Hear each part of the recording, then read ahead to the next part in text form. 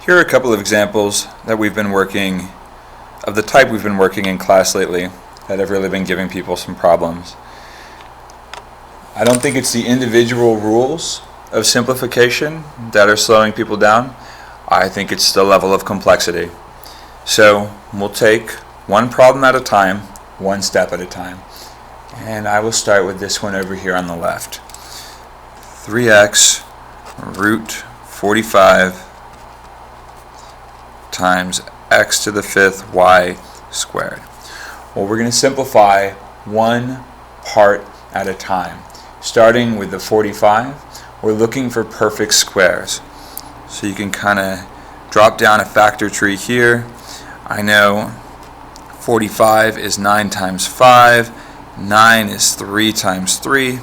So there's my double that I'm looking for. Inside, if we were to write this out, it would look like this. 3x times root 9 times 5. So there's our 9 times 5. Times x to the fifth y squared. All of that underneath the square root sign. But that is equivalent to writing out square roots individually. So we could have 3x times root 9 times root 5 times root x to the fifth times root y squared. And the square root of 9 is 3. There's the double from the factor tree. So what that means is I'm just going to take the square root of 9, which is 3.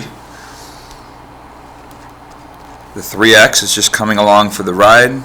So I have 3x times 3, which is the same as root 9, times root 5, times root x to the fifth, times root y squared. But 3 times 3 is 9. So I've got 9x out front, times root 5, times root x to the fifth, times root y squared. That is the proper next step. Now, let's look at the variables. X to the fifth, dealing with the variables, I think it's easier to just sort of learn this pattern. So I'll come over here to the side and I'll write it out. The square root of x is just the square root of x.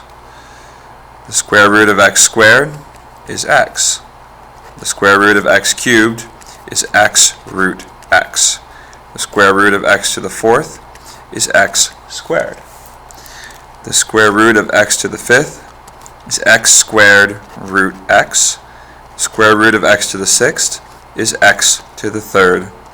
Square root of x to the seventh, x to the third root x. Square root x to the eighth is x to the fourth. If you follow the pattern, you'll see that when you take the square root of an even power, the result is a cutting of that root in half, which really makes sense if you keep in mind that the square root is the raising to the half power. The power rule tells us to multiply the powers, so 1/2 times 8 is 4, 1/2 times 6 is 3, 1/2 times 4 is 2, 1/2 times 2 is 1. So the odd powers follow a similar pattern. We take 1 less than the power inside, divided by 2, and that comes out. And then they have this root hanging out on the end. So x to the fifth, well, the x to the fourth gets square rooted to become x squared, and the root x is left over, kind of like a remainder. X to the seventh, well, the x to the sixth gets square rooted to become x to the third, and then the 1 root x is just kind of left over, hanging out there. So it really doesn't matter if it's x, y, or z, or m, n, p, or q. The square root of a variable to the power is always going to follow this pattern, which means the square root of x to the fifth is x squared root x. So I've got 9x times x squared times root 5 times root x times root y squared. And then the root of y squared is just y. So I've got 9x times x squared times y times root 5 times root x. And now we really want everything to be simplified together, so we can use the product rule. X to the first times x to the second is x to the third. So that's 9x to the third. The y just comes along for the ride. And since neither of these we weren't able to sort of get them to escape the square root sign, they will both live together underneath the square root as root 5x. So most of this is going on behind the scenes, and I don't expect you to write it out. You write out as much or as little as you need to get down here to this final answer. Now we'll do the second problem.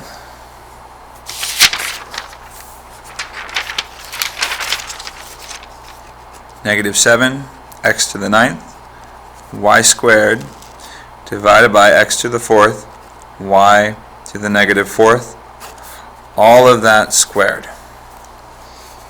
So you get to choose which rule you're going to use first. I think it's generally easier to simplify inside. This is a y to the negative 4th right there. My negative sign is getting covered up by the y to the negative 4th.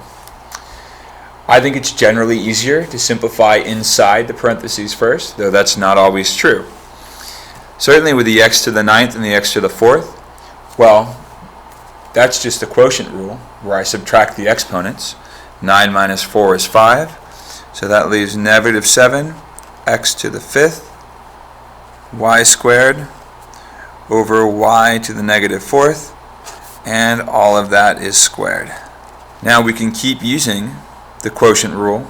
2 minus negative 4 is the same as 2 plus 4, so that leaves negative 7 x to the 5th y to the 6th on top.